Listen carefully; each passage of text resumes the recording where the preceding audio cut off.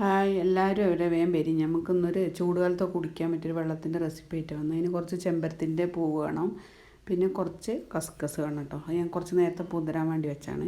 അപ്പോൾ ചെമ്പരത്തി നമുക്കൊന്ന് വേവിച്ചെടുക്കണം കേട്ടോ. ആ വേവിച്ചെടുക്കിയ വെള്ളമാണ് ഈ കപ്പിൽ കണ്ടില്ലേ അത്. എന്നിട്ട് അതിലേക്ക് ഒരു അരമുറി ചെറുനാരങ്ങ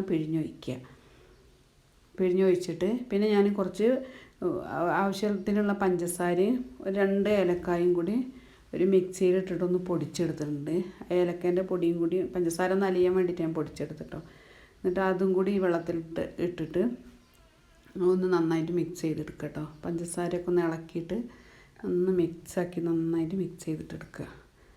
അപ്പോൾ നിങ്ങളെല്ലാവരും ട്രൈ ചെയ്ത് നോക്കണം, നല്ല രസമാണ്. ഞങ്ങൾ നോമ്പിനൊക്കെ എപ്പോഴും ഉപയോഗിക്കുന്നതാണ്. വേനൽക്കാലമാകുമ്പോൾ നല്ല ചെമ്പരത്തിപ്പൂവൊക്കെ കിട്ടാനുണ്ടാവും.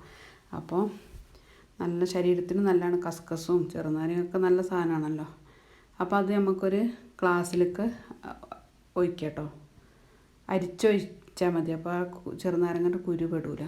പിന്നെ ചാനൽ ആദ്യമായിട്ട് കാണുന്നവരാണെങ്കിൽ സബ്സ്ക്രൈബ് ചെയ്യുക, ലൈക്ക് ചെയ്യുക, ഷെയർ ചെയ്യുക, സപ്പോർട്ട് ചെയ്യുക കേട്ടോ. കണ്ടോ, നല്ല രുചി, നല്ല ടേസ്റ്റാണ്. ഈ വെള്ളം കാണുമ്പോൾ തന്നെ നല്ല ഒരു ഇതാണ്, ശരീരത്തിന് നല്ലതാണ്. അപ്പോൾ 2 സ്പൂൺ കസ്കസ് ഇട്ടിട്ടുണ്ട്.